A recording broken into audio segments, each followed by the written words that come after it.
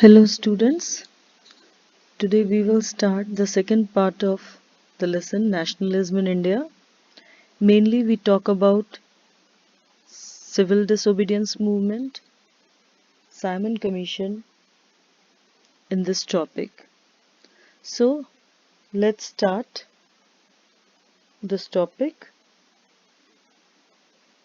In this topic we will cover Simon Commission, civil disobedience movement, Gandhiji lead the movement Dandi March, first and second round of round table conference, how participants saw the civil disobedience movements, limits of civil disobedience movements, and the sense of collective belongingness.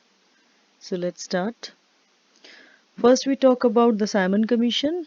As we all know, it was a statutory commission set up by the British under Sir John Simon. It was asked to study the constitutional system, and some changes were suggested. Indian opposed the Simon Commission because its all members were English. There was no Indian in it.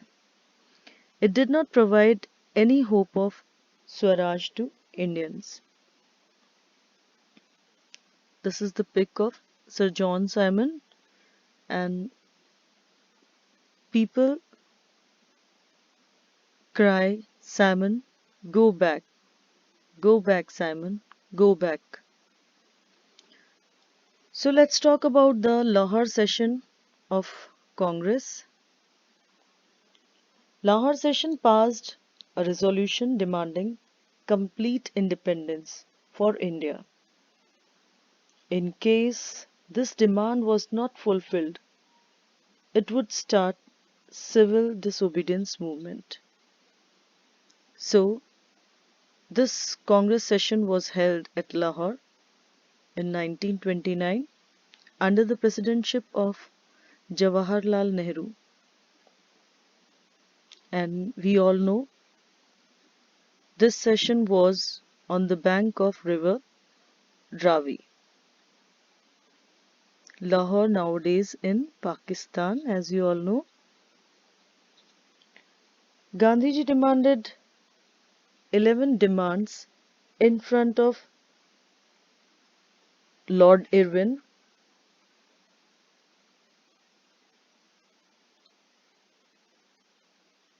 Gandhiji put forward 11 demands like abolition of salt tax, reduce the military expenditure, abolish the CID department,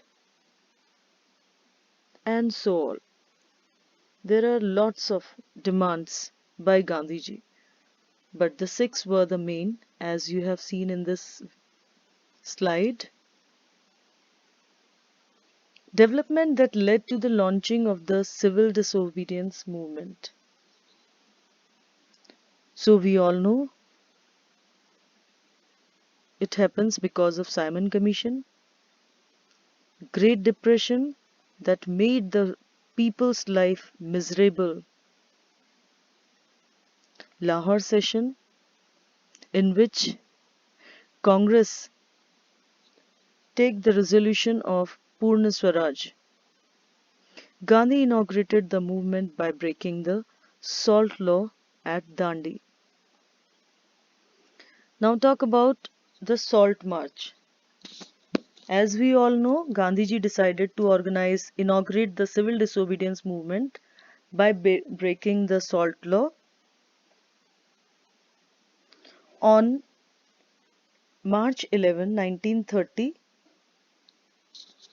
After previous notice to the Viceroy, Gandhiji, along with his 79 selected and trusted followers, started from Sabarmati Ashram to Dandi, a village on the sea coast of Gujarat. It is about 240 miles away. The object of his march was to disobey the salt law by picking up or making natural salt by the Dandi coast. On the morning of 6th April, he violated the salt law, which signaled the beginning of countrywide waves of civil disobedience, violation of laws, non-payment of taxes, boycott of foreign products, mass strikes, and demonstrations shook the whole country. Men and women came out in thousands to offer civil disobedience in response to Gandhiji's call.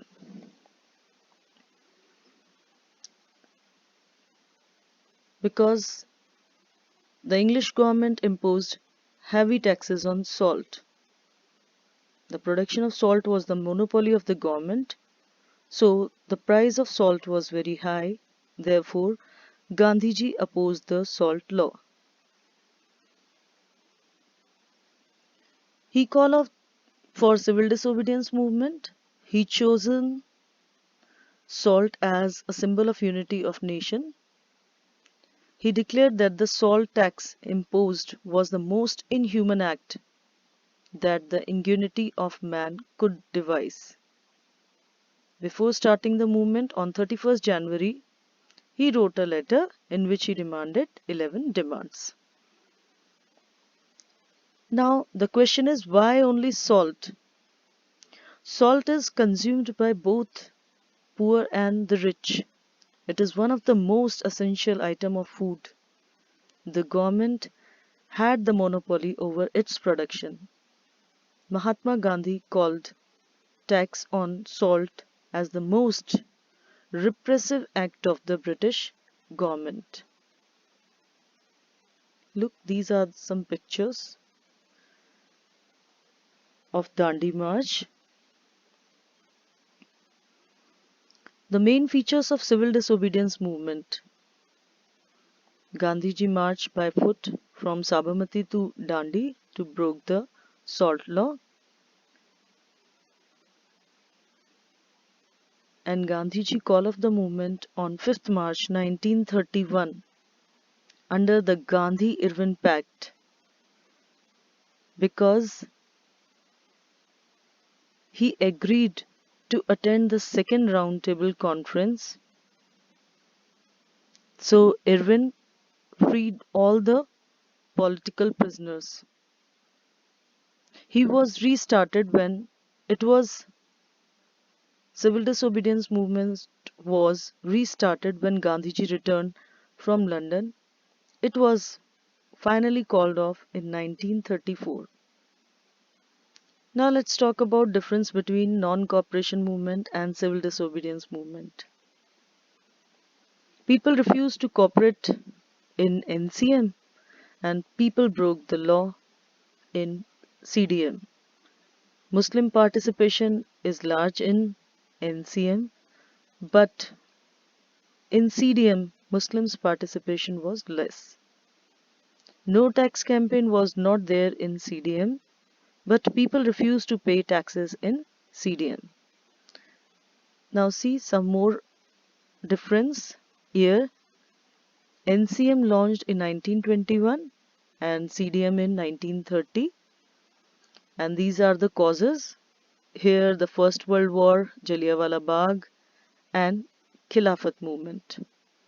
And about CDM, because of Simon Commission and Lord Irwin's not responding 11 demands. And now the participants in NCM, talukdars, landlords, middle class participated in large scale. But CDM, it was in the city, supported by businessmen because they were hard hit by the Great Depression of 1929. Now, see the participation of Muslims. In NCM, due to Khalifa issue, Muslim community participated on a large scale. But in CDM, from the mid 1920s, the Congress came to be more visible associated with Hindu religion only. So, Muslims did not participate in the movement on a large scale. Now, withdrawal.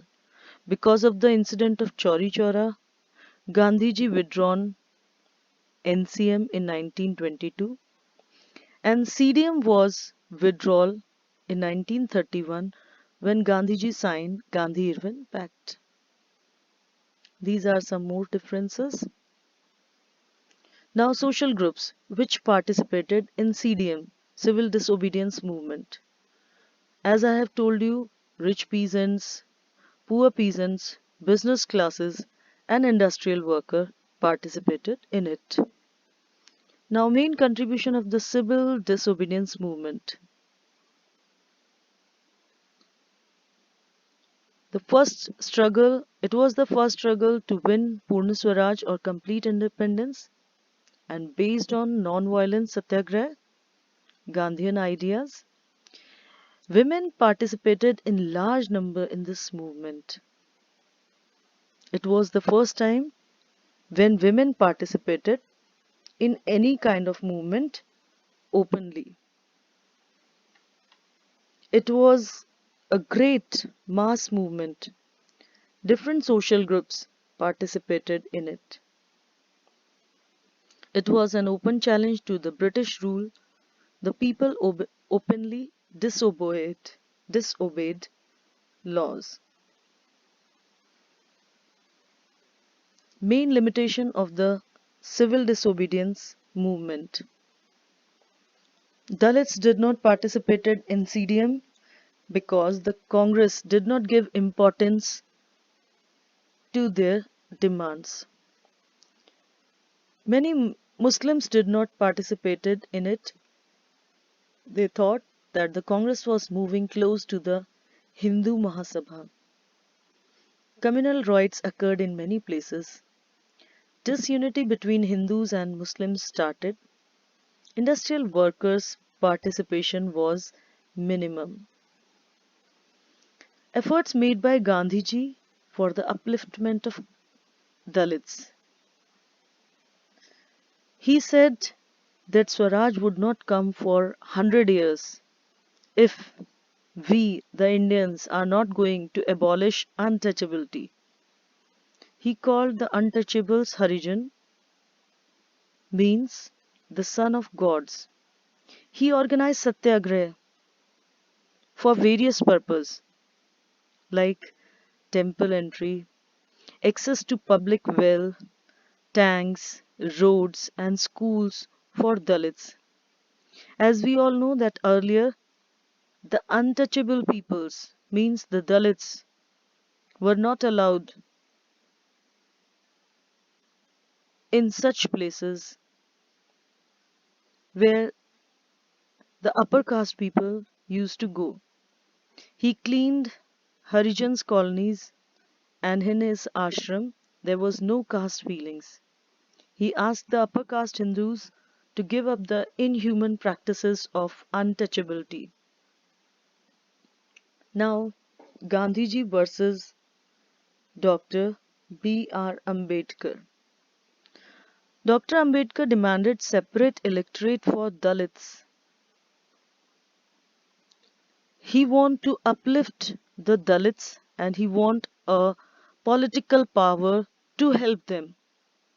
But Gandhiji opposed because he thought if we separate electorates for Dalits, it would create disunity. So they clashed in the second roundtable conference, and its result is Pune Pact because it was signed between Gandhiji and Dr. B.R. Ambedkar in September 1932. Gandhiji brought an end to his fast. He accepted the demand for reservation of seats for Dalits in the legislature. Ambedkar agreed to give up the demand for separate electorate. As I have told you, because Dr. Ambedkar wants separate electorate and Gandhiji was not in favor of separate electorate, so he accepted the demand for reservation of seats for Dalits in the legislature, and Ambedkar also agreed to give up the demand for separate electorate. These are the pics of Dr. Bhim Rao Ambedkar, the father of Indian Constitution, and on the other picture, the father of the nation, Mahatma Gandhi. Now, cultural factors and identities which created a sense of collective belonging among the people of India. The image of Bharat Mata, which was created by Bankim Chandra Chattopadhyay, and Abhinnath Tagore painted her first image. Bharat Mata looked like Sannyasini. She is calm, divine, and spiritual, and devotion towards her become a proof of nationalism. This is the image of Bharat Mata painted by Abhinnath Chattopadhyay. Vande Mataram. It was a prayer to Bharat Mata written by Bankim Chandra Chattopadhyay. Vande Mataram. And it became the war cry of the Indians during national movement. It was later included in his novel Anand Math. These are the Indian flags which were followed one by one. National flag during the Swadeshi movement, a tricolor flag, red, green, and yellow. This one, red, green, and yellow, was developed. It has 8 lotuses representing the 8 provinces of the British India. These 8 lotuses, which represent the 8 British provinces of India. And you see the crescent moon and sun, which represent Hindu and Muslim. In 1921, Gandhiji designed the Swaraj flag. It was also a tricolor, red, green, and white, but it has a spinning wheel. Look, this one. He had a spinning wheel which represent the Gandhian idea of self-help. The flag became a symbol of the nation. It created the feeling of oneness. The people carried flag in protest, march, and rallies. Now, rediscovering of India's past. The British considered Indian backwards and primitive. So in 19th century, some educated Indians started the effort of rediscover India's great achievement. Indian art, science, architect, mathematics, religion, culture, law, philosophy, craft, and trade. Knowledge about the great achievements of Indian created national pride, self-confidence, and patriotism among the Indians. Now, revival of folklores. Nationalists toured the villages to collect the folk songs and legends. Rabindranath Tagore collected a number of folk songs and legends. In Madras, Natesha Sastry published a 4 volume collection of Tamil folk tales. The folk songs and legend gave a true picture of Indian culture. They showed their all thoughts and characteristics of Indians. They created national pride among the people. Now let's see the map. The 3 Satyagraha organized by Gandhiji in 1916 Champaran. Here it is Champaran. Kheda in 1917 and 1918 Ahmedabad. And the Jallianwala Bagh massacre, it happens in Amritsar, Punjab, here. And this is Lahore, where the resolution of Purna Swaraj on the bank of river Ravi was taken under the presidentship of Jawaharlal Nehru. And these are some important freedom centers. Please write down in your map copy. Now some keywords. Please write it to forced recruitments means forced people to join the army. Boycott means refusal to buy and use things, usually a form of protest.